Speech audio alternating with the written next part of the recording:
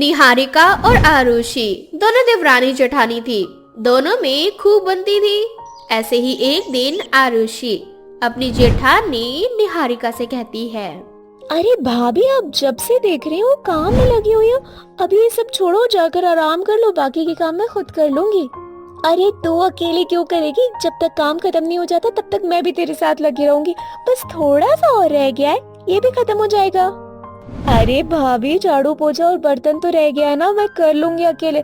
आप जाकर आराम कर लो। आप सुबह से आराम नहीं कर पाई हो। जो भी काम था, थोड़ा काम मेरे लिए भी तो छोड़ दो। अरे यार, बस थोड़ा सा काम और रह गया है, हम दोनों मिलकर कर लेते हैं ना, जल्दी हो जाएगा, फिर हम दोनों साथ में बैठकर बातें करेंगे। ये भी सही है। भाभी, आप गर्मा गर्म पकौड़े बना दो ताकि झाड़ू पोछा बर्तन ना मैं अकेली कर लेती हूँ। आपके हाथ के पकौड़े खाए हुए पता नहीं कितने दिन हो गए। बहुत मन कर रहा है पकौड़े के साथ गप्पे मारने का, बड़ा मजा आएगा। तू ना बिल्कुल मेरी छोटी बहन की तरह है। वो भी ऐसे ही कहती थी, दीदी पकौड़े बना दो, दीदी पकौड़े बना दो। और तेरा भी यही है, भाभी पकौड़े बना दो, भाभी पकौड़े बना दो। चल ठीक है ना, मैं अभी पकौड़े बना कर देती हूँ। तू ना बाकी के काम कर ले, फिर उसके बाद आराम से बैठकर गर्मा गर्म चाय के साथ पकौड़े खाएंगे और बकवास करेंगे। ऐसे ही कुछ दिन बाद निहारिका की छोटी बहन निकिता निहारिका के ससुराल आती है। पूरे घर में खुशियों का माहौल था। निकिता एक नंबर की बदतमीज लड़की थी। उसे बस अपना फायदा नजर आता था। ऐसे ही शाम को आरुषि का पति अर्जुन ऑफिस से घर आता है तो उसे देखकर निकिता कहती है, अरे अर्जुन, आ गए तुम? अरे निकिता, तुम बड़े दिनों बाद। हाँ, वो मैं ना दीदी से मिलने के लिए आई थी। काफी समय हो गया था उनसे मिले हुए, और मैंने सोचा इसी बहाने ना उनकी नई नवेली देवरानी से भी मिल लेती हूँ। तुमने तो अपनी शादी की पार्टी भी नहीं दी मुझे। अरे चिंता मत करो, पार्टी चाहिए ना तुम्हें? ठीक है, मैं तुम्हें किसी दिन अच्छी वाली पार्टी दूंगा। अपने दोस्तों के साथ में एक अच्छे से लॉन्च में चलेंगे। वहाँ जाकर मैं जो खाना पीना होगा बता देना। हाँ ठीक है, फिलहाल के लिए ना मैं बहुत ही ज्यादा थक गई हूँ, मुझे भूख भी लग रही है। खाना वाना दे दो यार, और मैं कुछ खा पी के सो जाऊँ, थोड़ा सा आराम कर। अब ऐसे ही समय बीतता जाता है। निकिता बार बार अर्जुन के करीब जाने की कोशिश करती है। ऐसे ही एक दिन निकिता ऑफिस जाती है और ऑफिस के बाहर अर्जुन को वेट करने लगती है। थोड़ी देर बाद जब अर्जुन ऑफिस से बाहर आता है तो वो देखता है कि निकिता वहाँ खड़ी है और अर्जुन निकिता से कहता है, क्या बात है निकिता, तुम यहाँ पर? अरे तुम यहाँ? मैं तो यहाँ किसी काम से आई थी। और तुम्हारा ऑफिस भी यही है क्या? अच्छा हुआ हम दोनों मिल गए, अब साथ में घर चलते हैं। चल कोई बात नहीं, मेरे साथ चलो बाइक पर। आज मैं तुम्हें थोड़ी बाइक राइड भी करवा लाता हूँ और पिज्जा भी खिला देता हूँ। हाँ, वैसे भी बहुत टाइम हो चुका है, मुझे पिज्जा खाना है यार। इस तरह से निकिता और अर्जुन दोनों साथ में बैठकर यहाँ वहाँ बाइक पे घूमने लगते हैं। थोड़ी देर बाद अर्जुन निकिता को एक रेस्टोरेंट में ले जाता है जहाँ वो दोनों साथ बैठकर खाना खाते हैं और पिज्जा वगैरह खाते हैं। दोनों घर में आने में काफी देरी हो जाती है। आरुषि को बार बार अर्जुन की चिंता सता रही थी कि आखिर अर्जुन इतना लेट क्यों हो गया। थोड़ी देर बाद जब अर्जुन और निकिता घर आते हैं तो आरुषि दोनों को साथ में देखकर उनसे कहती है, अरे अर्जुन, आज आप ऑफिस से इतना लेट आए? हमेशा तो 7 बजे घर आ जाते, आज रात के 10 बज गए। अरे वो क्या है ना कि मुझे निकिता को थोड़ा सा घुमाना फिराना था, इसलिए आने में थोड़ा लेट हो गया। और बाहर ना बहुत ज्यादा ट्रैफिक लगा हुआ था। अरे तो फोन करना भूल गए थे क्या? और जब मैं तुम्हें फोन कर रही थी तो मेरा फोन भी नहीं उठा रहे थे। ऐसा कौन करता है? अरे आरुषि, इतना गुस्सा क्यों हो रही हो? अर्जुन किसी और के साथ थोड़ी था, मेरे ही तो साथ था। और वैसे भी अर्जुन ना तुम्हारे आने से पहले मुझे जानता है। आरुषि इसके आगे कुछ नहीं कहती और ऐसे ही कुछ दिन बीत जाते हैं। निकिता अर्जुन के साथ कुछ ज्यादा ही समय बिताने लगती है। ये देखकर आरुषि को बहुत बुरा लगता है। हे भगवान, ये भाभी की बहन तो मेरी सौतन बनने के लिए इस घर में आई है। जब से ये आई है तब से इसने मेरे पति के ऊपर न जाने कौन सा जादू कर दिया। मेरा पति अब सारा समय इसी को देता है।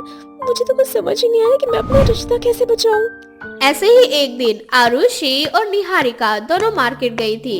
अर्जुन और निकिता दोनों घर पर अकेले थे। अर्जुन और निकिता दोनों हॉल में बैठे हुए थे। निकिता अर्जुन के लिए जूस लेकर आती है और मौका देखकर जूस में कुछ मिला देती है और अर्जुन को वो पिला देती है। जूस पीने के बाद अर्जुन बेहोश हो जाता है। निकिता अर्जुन को किसी तरह से खींचकर उसके कमरे में ले जाती है और उसे बेड पर लेटा कर खुद भी उसके साथ लेट जाती है और अपनी और अर्जुन की कुछ पिक्चर्स अपने फोन में क्लिक करती है। थोड़ी देर बाद जब निहारिका और आरुषि घर आती हैं, तो निकिता मौका देखकर रोने का नाटक करती है और निहारिका से कहती है, दीदी अच्छा हुआ आप आ गए। आज अर्जुन ने मेरे साथ वो किया जो मैंने कभी नहीं सोचा था। क्या हो गया है? ऐसा क्या कर दिया अर्जुन ने तेरे साथ? हाँ दीदी अर्जुन ने मेरी इज्जत को शर्मसार कर दिया है। उसने मेरे साथ बहुत गलत किया, मेरी इज्जत लूट ली उसने। अब मैं मुंह दिखाने के लायक नहीं हूँ। अर्जुन इतना नीचे गिर सकता है, ये मैंने कभी नहीं सोचा था। उसने मेरी बहन के साथ जो किया वो बिल्कुल सही नहीं किया और मैं इसे बिल्कुल नहीं छोड़ूंगी। लेकिन भाभी आप तो जानती है ना अपने देवर को, वो ऐसा नहीं कर सकती। मुझे लगता है निकिता को कोई गलत फहमी हुई है। एक लड़की अपनी इज्जत के लिए ऐसा झूठ तो कभी नहीं बोलेगी। मेरा विश्वास करो दीदी, अर्जुन ने मेरी जिंदगी बर्बाद कर दी है। मैं कहीं भी मुंह दिखाने लायक नहीं हूँ। निहारिका को बहुत गुस्सा आता है और वो तुरंत अर्जुन के खिलाफ पुलिस केस करवाती है। थोड़ी देर बाद वहाँ पुलिस आती है और अर्जुन को पकड़ कर ले जाती है। बेचारी आरुषि बहुत ही ज्यादा परेशान हो गई थी। तभी उसका ध्यान एकदम से हॉल में लगे सीसीटीवी कैमरे के ऊपर जाता है। सीसीटीवी कैमरा में साफ साफ दिखाई देता है कि निकिता खुद अर्जुन के जूस में कुछ मिलाती है और अर्जुन को खींचकर उसके कमरे में ले जाती है। आरुषि ये सबूत पुलिस स्टेशन में दिखाती है, जिसके बाद निकिता का डीएनए टेस्ट होता है और टेस्ट में साबित हो जाता है कि अर्जुन ने निकिता के साथ ऐसा वैसा कुछ भी नहीं किया था, उसे फंसाया जा रहा था। तभी ये बात निहारिका को पता चलती है तो उसे बहुत गुस्सा आता है और वो अपनी बहन को खींचकर थप्पड़ मारती है, जिसके बाद आरुषि और अर्जुन दोनों मिलकर निकिता के खिलाफ एफआईआर कराते हैं और उसे सलाखों के पीछे डलवा देते हैं। शादी में जाता है जहां वो देखता है कि एक नैना नाम की लड़की की शादी किसी बूढ़े आदमी से करवाई जा रही है। ये देखकर नितिन उस शादी का विरोध करता है, जिस पर लड़की की माँ नितिन से कहती है, तेरी हिम्मत कैसे हुई मेरी बेटी की शादी तोड़ने की? जानता भी है कितनी मुश्किलों से मैं अपनी बेटी की शादी करवा रही थी। कैसी माँ है आप जो अपनी इतनी सुंदर लड़की की शादी उस बुढ़े से करवा रही हैं? मैं अपनी बेटी की शादी इस बुढ़े से कोई शौक से नहीं करवा रही थी, ये मेरी मजबूरी है। मेरे पास इतने पैसे नहीं है कि मैं अपनी बेटी की शादी इससे करवा सकूं। ये शादी मेरे भाई करवा रहे थे इतनी मुश्किलों से, और तुमने आकर मेरी बेटी की शादी तोड़ दी। अब कौन थामेगा मेरी बेटी का हाथ? अब वहाँ खड़े आसपास के सभी लोग बातें बनाने लगते हैं। ये देखकर नितिन से रहा नहीं जाता और नितिन नैना से शादी करके घर आ जाता है। ये देखकर नितिन की माँ पवित्रा नितिन से कहती है, अरे नितिन, ये लड़की कौन है और इसे यहाँ लेकर क्यों आया है? अगर किसी ने इस लड़की को तेरे साथ देख लिया तो कितना बड़ा बवाल हो जाएगा। माँ ये लड़की मेरी बीवी है और आपकी बहू। अब नैना ही इस घर की जिम्मेदारियों को संभालेगी। नितिन तू पागल हो गया है क्या? तू भूल गया कि तेरे पापा ने अपनी सारी जिम्मेदारियों को तुझ पर छोड़ा है और अपने पापा का बिजनेस संभालना है तुझे। इतनी छोटी सी उम्र में तूने शादी कर ली इस लड़की से। अभी तेरा छोटा भाई भी है, भला ये लड़की हमारे घर को कैसे संभाल पाएगी? प्लीज मुझे घर से मत निकालिए। मेरे पास इस घर के अलावा और कोई दूसरी जगह नहीं है। ये समाज मुझे जीने नहीं देगा। तुम रो मत, अपने कमरे में जाओ। इतना बोलकर नितिन अपने छोटे भाई रवि को बुलाता है और नैना को रवि के साथ अपने कमरे में भेज देता है, जिसके बाद नितिन सारी बात अपनी माँ को बताता है और ना चाहते हुए भी पवित्रा को नैना को अपनाना पड़ता है। बेटा मुझे ये लड़की बिल्कुल भी सही नहीं लग रही। सिर्फ तेरे कहने पे मैं इस लड़की को अपना रही हूँ।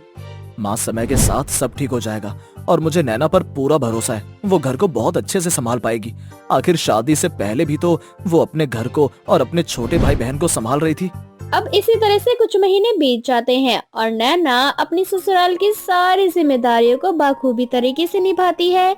ये देखकर पवित्रा भी बहुत खुश होती है और वो दिल से नैना को अपनी बहू के रूप में अपना लेती है। बहू, जब तू इस घर में आई थी मुझे लगा था कि मैं तुझे कभी अपना नहीं पाऊंगी और तू इस घर की जिम्मेदारियों को कभी संभाल नहीं पाएगी, लेकिन तूने तो महीनों में ही मेरा दिल जीत लिया। माँ जी, आखिर ये घर भी तो मेरा ही है ना, और मैंने तो सिर्फ आप सबका ख्याल रखा है और ये मेरा फर्ज भी था जिसे मैं पूरे दिलो जान से निभा रही हूँ। बस मैं ये चाहती हूँ कि ये घर हमेशा एक बना रहे। जिसके घर में तू जैसी संस्कारी बहू हो वो घर भला कैसे टूट सकता है। अब समय यूं ही बीतता जाता है और देखते ही देखते 5 साल बीत जाते हैं। इन 5 सालों में नैना अपनी खुद की संतान नहीं करती और अपने देवर को ही अपने बेटे की तरह प्यार करती है। बहुत जल्द रवि भी बड़ा हो जाता है। ऐसे ही एक दिन रवि कॉलेज से घर आता है और सीधा अपनी भाभी को गले लगा लेता है। ओह माय डार्लिंग, आज तुम्हारे लिए मैं बहुत बड़ी खुशखबरी लेकर आया हूँ। कैसी खुशखबरी माय बॉयफ्रेंड। डार्लिंग, तुम्हारा बॉयफ्रेंड पूरे कॉलेज में फर्स्ट आया है और मैं चाहता हूँ कि यह खबर तुम भैया को ना दो, क्योंकि रात में जब भैया आएंगे तो मैं उन्हें सरप्राइज दूंगा। रवि नैना का देवर था, पर हमेशा नैना अपने पति से ज्यादा अपने देवर को प्यार करती थी, क्योंकि नैना अपने देवर को अपना बेटा मानती थी और रवि भी अपनी भाभी को भाभी माँ सम्मान मानता था। पर शायद उन दोनों की नजदीकियां कहीं न कहीं नितिन को बेचैन कर रही थी। भैया आप घर आ गए, अच्छी बात है जो आप आज जल्दी घर आ गए। चलो सब साथ में रेस्टोरेंट चलते हैं। आज मेरे पास आपके लिए एक बहुत बड़ी गुड न्यूज है। अगर वो खाना खाते हुए आप सुनेंगे तो आप भी खुशी के मारे खिलखिला जाएंगे। हाँ, रवि बिल्कुल सही कह रहा है। वैसे भी हमें काफी समय हो गया है एक साथ बाहर गए। सबके कहने पर नितिन मान जाता है। अब सब गाड़ी में बैठते हैं, पर जबरदस्ती रवि नितिन से गाड़ी की चाबी ले लेता है। भैया आज गाड़ी मैं चला लूंगा और मेरी गर्लफ्रेंड यानी कि मेरी डार्लिंग मेरे साथ बैठेगी। भाभी आज आप मेरे साथ आगे बैठना। अब मैं भला अपनी बॉयफ्रेंड की बात कैसे टाल सकती हूँ। अब नैना रवि के साथ आगे बैठ जाती है और नितिन अपनी माँ के साथ पीछे। पर नितिन के दिलो दिमाग में शक बैठ जाता है कि रवि और नैना के बीच कुछ चल रहा है। अब इसी तरह से कुछ दिन बीत जाते हैं और ऐसे ही एक दिन। नितिन, मैं देख रही हूँ कुछ दिनों से आप बड़ी ही परेशान हैं। मैं परेशान रहूं या ना रहूं उससे तुम्हें क्या मतलब? तुम्हें मेरी फिक्र कब से होने लगी? नितिन जी, आप कैसी बातें कर रहे हैं। मैं आपकी बीवी हूँ। अगर मुझे आपकी चिंता नहीं होगी तो फिर किसे होगी। नैना और नितिन आपस में बातें कर ही रहे होते हैं कि तभी वहाँ रवि नैना को आवाज लगाता है और नैना रवि के पास चली जाती है। ये देखकर नितिन अपना गुस्सा कंट्रोल नहीं कर पाता और अपने भाई से कहता है, आखिर तुम दोनों देवर और भाभी में चल क्या रहा है? नैना पति से प्यार देवर कब से होने लगा? मैं देख रहा हूँ तुम मुझे इग्नोर करके तुरंत रवि के पास भाग जाती हो। तुम और मैं कितनी जरूरी बातें कर रहे थे ना, फिर क्या जरूरत थी रवि की एक आवाज पर उसके पास जाने की? रवि मुझसे कुछ जरूरी बात करने आया है। उसकी मदद मेरे अलावा कोई और नहीं कर सकता। अच्छा, ऐसी भी क्या बात है तुम दोनों के बीच जो सिर्फ तुम दोनों ही एक दूसरे की मदद कर सकते हो? कहीं ऐसा तो नहीं कि तुम दोनों एक दूसरे को पसंद करने लगे और अब मिलकर प्लान बना रहे हो कि किस तरह मुझे रास्ते से हटाया जाए? नितिन, ये क्या कह रहा है तू? तू तो अपनी ही बीवी और भाई पर इल्जाम लगा रहा है। हाँ, मैं बिल्कुल सही कह रहा हूँ। आप बिल्कुल सही थी माँ। ये लड़की हमारे घर के लिए बिल्कुल भी ठीक नहीं है। इसे अपने से बड़े उम्र के लड़के या अपने से छोटे उम्र के लड़के पसंद आते हैं। पति के होते हुए भी इसे अपना देवर ज्यादा प्यारा हो गया है, तभी तो इसके साथ। भैया ये सब आप क्या बोल रहे हो? ऐसा कुछ नहीं है जैसा आप सोच रहे हो। मैं क्या सोच रहा हूँ उसको छोड़ो और ये सोचो कि तुम दोनों अब अपना राज कैसे छुपाओगे, क्योंकि मुझे तो सब पता चल चुका है।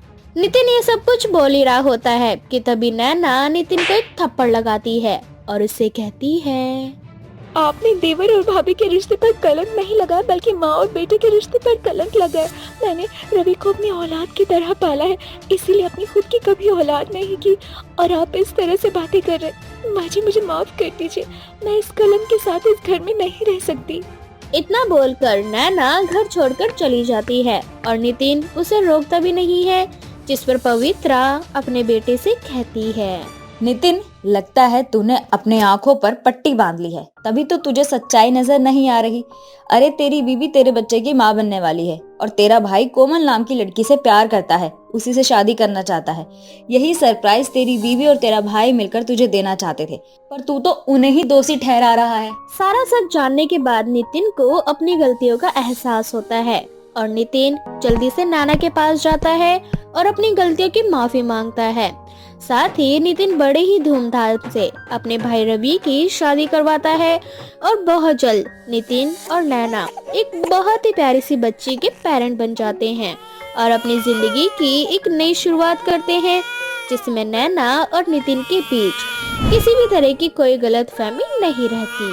नितिन एक शादी में जाता है जहां वो देखता है कि एक नैना नाम की लड़की की शादी किसी बूढ़े आदमी से करवाई जा रही है। ये देखकर नितिन उस शादी का विरोध करता है, जिस पर लड़की की माँ नितिन से कहती है, तेरी हिम्मत कैसे हुई मेरी बेटी की शादी तोड़ने की? जानता भी है कितनी मुश्किलों से मैं अपनी बेटी की शादी करवा रही थी।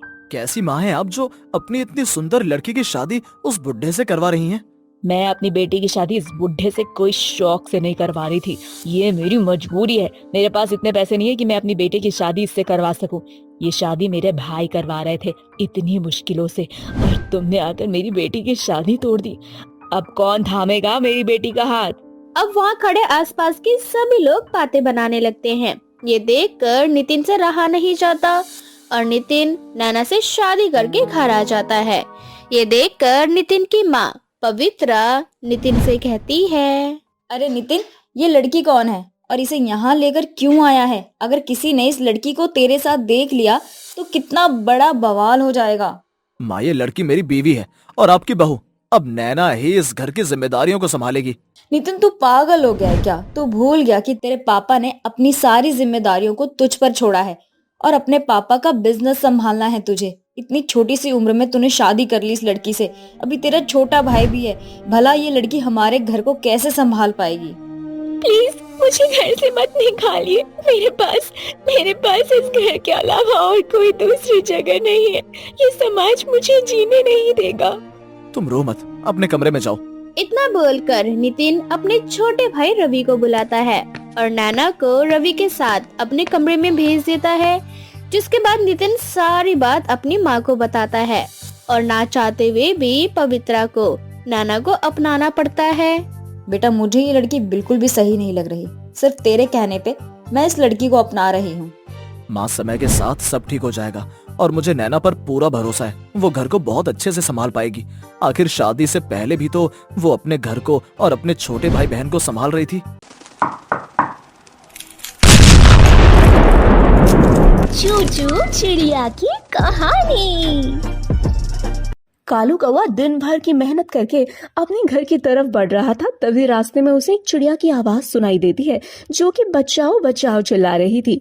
उस चिड़िया की आवाज सुनकर कालू भागते हुए उसके पास जाता है और देखता है कि एक चोर कौवा उस चिड़िया से उसका पर्स छीन रहा है। ये देखकर कालू चिड़िया की मदद करता है और उस चोर को कालू मार कर वहां से भगा देता है। दरअसल इस चिड़िया का नाम चिंकी चिड़िया था, जो कि एक सुनार की दुकान से कुछ जेवर लेकर अपने घर की तरफ लौट रही थी। तभी एक चोर ने उसका पीछा किया और उसे अकेला पाकर उसका सामान छीनने की कोशिश करी। तभी चिंकी कालू का शुक्रिया अदा करते हुए कहती है, तुम्हारा बहुत बहुत शुक्रिया। अगर तुम न होते तो आज मेरा बहुत बड़ा नुकसान हो जाता। ये तो मेरा फर्ज था। अगर तुम्हारी जगह कोई और भी होता तो तब भी मैं उसकी मदद करता। मेरी माँ ने मुझे सिखाया है सबकी मदद करनी चाहिए। चलो, मैं तुम्हें तुम्हारे घर तक छोड़ देता हूँ। रात काफी हो चुकी है और मुझे नहीं लगता कि तुम्हारे लिए बिल्कुल भी सेफ है। ये तो आपका बड़प्पन है कि आज के समय में भी आप इस तरह की सोच रखते हैं, वरना आजकल कोई किसी के बारे में नहीं सोचता। बड़ी बड़ी बातें करना तो बहुत आसान होता है, लेकिन असल मायने में कुछ बड़ा करके दिखाना ही इंसानियत है। और आज आपने वही किया। आज आप ना होते तो मुझे गरीब के पास जो भी थोड़े बहुत जेवर थे वो भी चले जाते। इस दुनिया में मेरा खुद के अलावा कोई नहीं। वैसे सच बताऊं तो मेरा भी कोई नहीं। कुछ महीने पहले ही मेरी माँ भगवान को प्यारी हो गई थी। खैर, मेरा तो मानना है कि इस दुनिया में जो भी आया उसे आज नहीं तो कल जाना ही है। कालू भी अनाथ था और चिंकी भी अनाथ थी। कहते हैं ना, डूबते को तिनके का सहारा। तो कालू और चिंकी को एक दूसरे का सहारा मिल चुका था। वो दोनों रोज एक दूसरे से मिलते, दोनों को एक दूसरे से प्यार हो जाता है और दोनों अपने अपने प्यार का इजहार करते हैं। और कुछ ही समय बाद चिंकी कालू से शादी के लिए कहती है। कालू एक किन्नर था, ये बात वो अच्छे से जानता था, इसीलिए कालू चिंकी से शादी नहीं करना चाहता था। जब ये बात कालू चिंकी से कहता है तो चिंकी उससे बोलती है, देखो कालू, मैंने तुमसे बहुत प्यार किया है और मुझे फर्क नहीं पड़ता कि तुम किन्नर हो या नहीं। मुझे तुमसे शादी करनी है और तुम्हारे साथ ही मैं अपने जीवन में आगे बढ़ना चाहती हूँ। बाकी रही बात बच्चे की तो वो हम आगे देख लेंगे कि क्या करना है क्या नहीं। फिलहाल अभी जो सामने है उससे निपटना है और अभी हमें शादी करनी है। अगर तुमने मुझसे शादी नहीं करी तो मैं अपनी जान दे दूंगी। जानता हूँ चिंकी, सारी सिचुएशन को देखते हुए मैं भी अनजान कैसे बन सकता हूँ। मैं नहीं चाहता कि कल को तुम्हें ये फील हो कि तुम्हें मैं माँ नहीं बना सकता या फिर हमारा वंश आगे नहीं बढ़ा सकता, क्योंकि आज नहीं तो कल तुम्हें ये कमी महसूस होगी ही होगी चिंकी। भगवान पे भरोसा रखो, सब कुछ ठीक होगा कालू। कालू को कुछ समझ नहीं आ रहा था और ना चाहते हुए भी कालू को चिंकी से शादी करनी पड़ती है। देखते ही देखते शादी के करीबन 6 महीने बीत जाते हैं।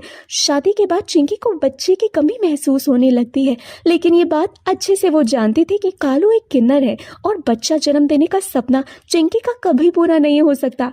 चिंकी अंदर ही अंदर घुट रही थी। ऐसे ही एक दिन चिंकी रोते हुए अकेले कमरे में खुद से बात कर रही होती है। हे भगवान, मुझे अब संतान की कमी महसूस हो रही है। एक शादीशुदा दंपति का जीवन एक बच्चे के बिना हमेशा अधूरा होता है, लेकिन मैं कालू को ये बात नहीं बोल सकती कि मुझे ये कमी महसूस हो रही है, क्योंकि अगर मैंने उनको ये बोला उनको बहुत दुख होगा और वो इन सब का जिम्मेदार खुद को ही समझेंगे। इसीलिए मैं आपसे ये सारी बातें शेयर कर रही हूँ। आप कुछ चमत्कार करो ना भगवान। कालू अपनी पत्नी की ये सारी बातें सुन लेता है और उसे बहुत दुख होता है। कालू रोता हुआ घर से बाहर निकल जाता है और रोते रोते जंगल की तरफ पहुंच जाता है।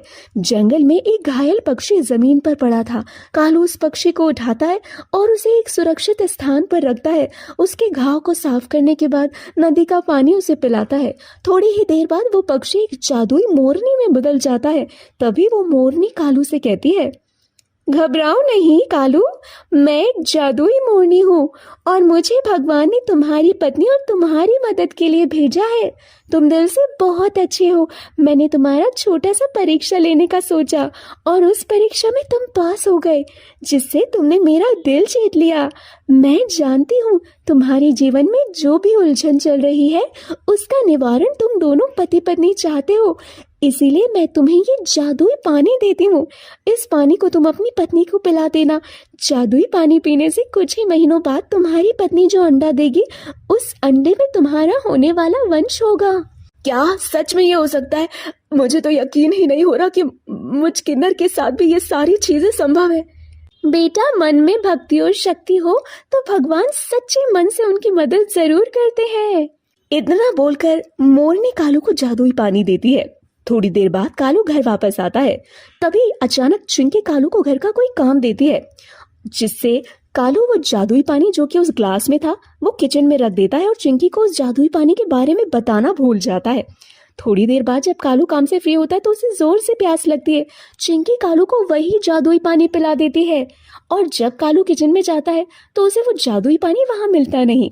कालू चिंकी से पूछता है, चिंकी, मैंने रसोई में एक गिलास पानी रखा था, वो पानी कहाँ गया? मुझे मिल नहीं रहा। अरे वो पानी, वो तो जब तुम्हें प्यास लगी थी मैंने तुम्हें पिला दिया था। क्या? हे भगवान, मुझसे इतनी बड़ी भूल कैसे हो गई? अब ना जाने क्या होगा।